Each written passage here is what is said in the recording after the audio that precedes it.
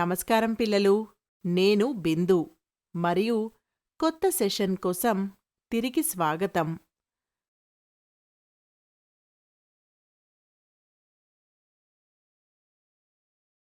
మీరు దైనందిన జీవితంలో అతను చాలా ఎనర్జెటిక్గా ఉన్నాడు లేదా నేను చాలా అలసిపోయాను మరియు నా శక్తిని కోల్పోయాను లేదా ఈ రోజు నేను నిన్నటి కంటే ఎక్కువ శక్తివంతంగా ఉన్నాను మొదలైన ప్రకటనలను మీరు చాలా తరచుగా విని ఉండవచ్చు లేదా ఉపయోగించి ఉండవచ్చు.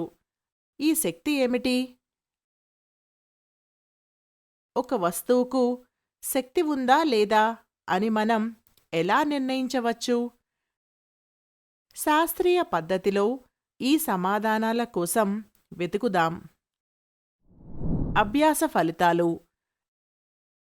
ఈ సెషన్ ముగింపులో మీరు దీని గురించి అర్థం చేసుకోగలరు. శక్తి యొక్క నిర్వచనం, శక్తి రకాలు, గతిశక్తి, గతిశక్తి యొక్క వ్యక్తీకరణ, సంభావ్య శక్తి, యాంత్రిక శక్తి, శక్తి పరిరక్షణ. కీలక పదాలు: పని, శక్తి, గతిశక్తి, సంభావ్య శక్తి, యాంత్రిక శక్తి.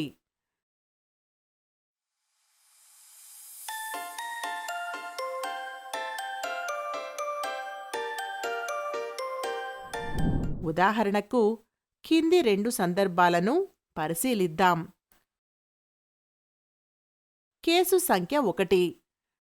సిరామిక్ ప్లేటుపై ఉంచిన లోహపు బంతిని ప్లేట్ నుండి కొంత ఎత్తుకు పెంచి దానిపై పడేలా చేస్తుంది. కేసు సంఖ్య 2. ఒక బొమ్మ కారును దానికి జోడించిన కీని వైండ్ చేయకుండా నేలపై ఉంచారు మరియు దానికి జోడించిన కీని మూసివేసిన తరువాత అదే బొమ్మకారుని మళ్లీ నేలపై ఉంచారు. ఈ రెండు సందర్భాలలో ఏదైనా శక్తిని ఉపయోగించినట్లయితే లేదా ఏ రకమైన శక్తిని ఉపయోగించాలో తెలుసుకుందాం. శక్తి పూర్తి పనికి సంబంధించినది. ఒక వస్తువు ద్వారా ఒక పనిని మరొక వస్తువుపై చేసే సామర్థ్యం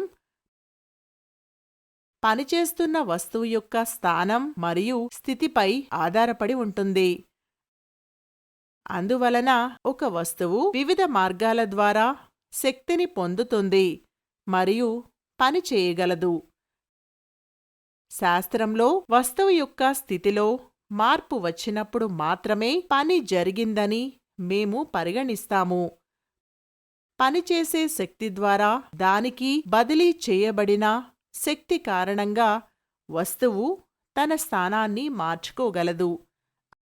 అందువలన ఒక వస్తువుపై పని చేసినప్పుడు దాని శక్తి పెరుగుతుంది లేదా తగ్గుతుంది. శక్తి యొక్క నిర్వచనంలో ఒక పనిని నిర్వహించడానికి శరీరం యొక్క సామర్థ్యాన్ని దాని శక్తి అంటారు.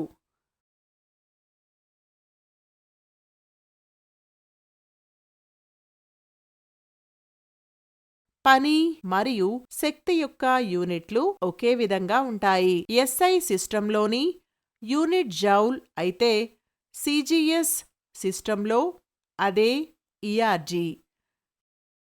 శక్తి యాంత్రిక, వేడి, కాంతి, ధ్వని, విద్యుదయస్కాంత, రసాయన, అణు మరియు సౌర వంటి వివిధ రూపాల్లో ఉంది. ఈ అధ్యాయంలో మేము యాంత్రిక శక్తి యొక్క 2 రూపాలను అధ్యయనం చేయబోతున్నాము. బంతి స్టంప్లను తాకింది. స్ట్రైకర్ క్యారం బోర్డుపై నాణెం కొట్టాడు. గోళీల ఆటలో ఒక పాలరాయి మరొక దానిని తాకుతుంది. పై ఉదాహరణల నుండి కదిలే వస్తువు స్థిరమైన వస్తువును తాకినప్పుడు స్థిరమైన వస్తువు కదులుతుందని మేము అర్థం చేసుకున్నాము. ఈ విధంగా కదిలే వస్తువు కొంత శక్తిని కలిగి ఉంటుంది. కొంత భాగం లేదా అన్నింటినీ అది స్థిరమైన వస్తువుతో పంచుకుంటుంది, తద్వారా దానిని చలనంలో ఉంచుతుంది.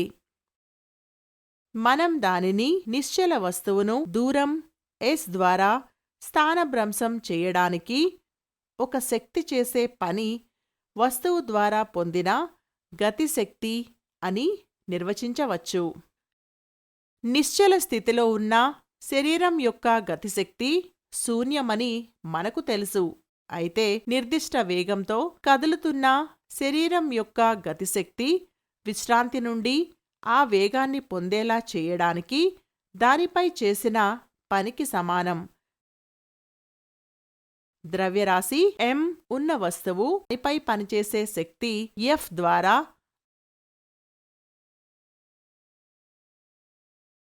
A నుండి B వరకు ఉన్న దూరం s ద్వారా స్థానభ్రంశం చెందనివ్వండి.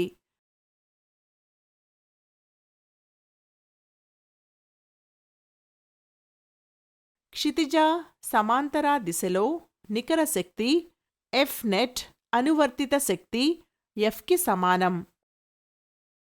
కాబట్టి నికర శక్తి ద్వారా ఆబ్జెక్ట్ పై చేసే పని F నెట్ Sలోకి వస్తుంది.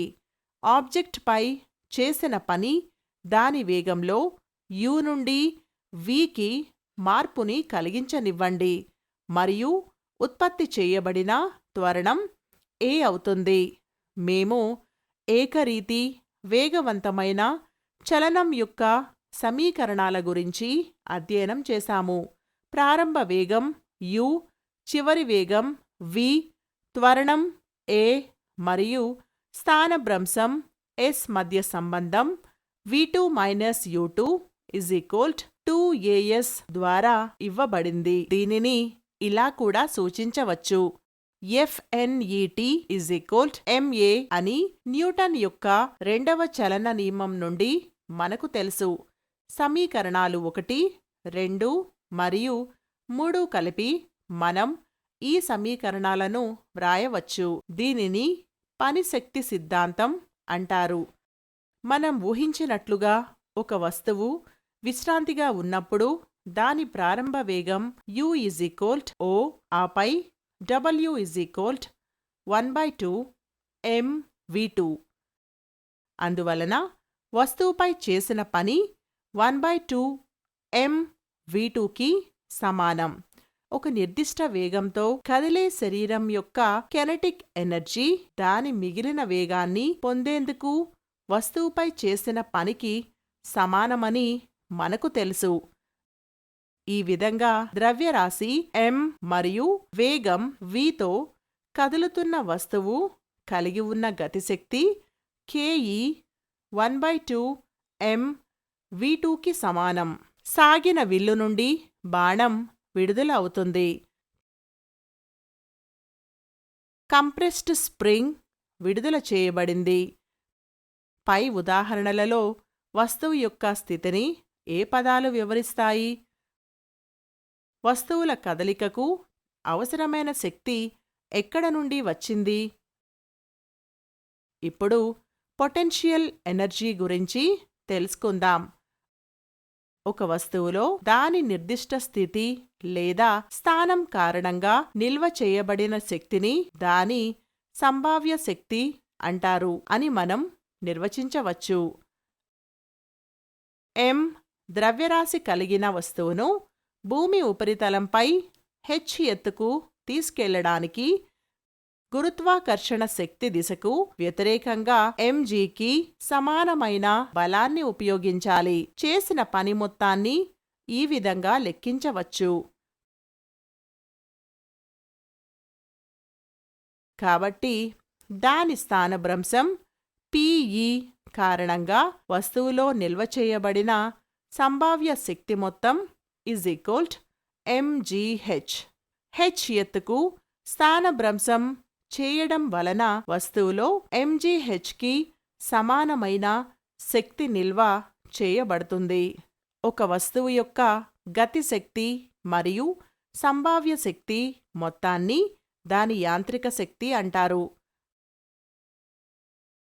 ఒక ఉదాహరణను పరిశీలిద్దాం. విశ్రాంతిగా ఉన్న విమానం యొక్క గతిశక్తి శూన్యం. భూమిపై ఉన్నప్పుడు దాని సంభావ్య శక్తి కూడా సున్నాగా పరిగణించబడుతుంది. అందువలన అది భూమిపై ఉన్నప్పుడు దాని యాంత్రిక శక్తి 0. అదే విమానం ఎగురుతున్నప్పుడు అది గతిశక్తితో పాటు సంభావ్య శక్తిని కలిగి ఉంటుంది. ఈ శక్తుల మొత్తం విమానం యొక్క మొత్తం యాంత్రిక శక్తిని ఇస్తుంది. ప్రకృతిలో శక్తిని ఒక రూపం నుండి మరొక రూపానికి మార్చే అనేక సందర్భాలను మనం కనుగొంటాం. ప్రకృతిలో సూర్యుడు శక్తికి పెద్ద మూలం. సూర్యుని నుండి వచ్చే సౌరశక్తి, కాంతిశక్తి, ఉష్ణశక్తి, పవనశక్తి మొదలైన వివిధ రూపాల్లోకి మార్చబడుతుంది. ఇది కాకుండా ఐరన్ బాక్స్ ద్వారా విద్యుత్ శక్తిని ఉష్ణశక్తిగా మార్చడం, టార్చ్ ద్వారా రసాయన శక్తిని కాంతిశక్తిగా మార్చడం మొదలైన మన రోజువారీ కార్యకలాపాలలో శక్తి మార్పిడికి సంబంధించిన వివిధ సందర్భాలను మేము గమనిస్తాము.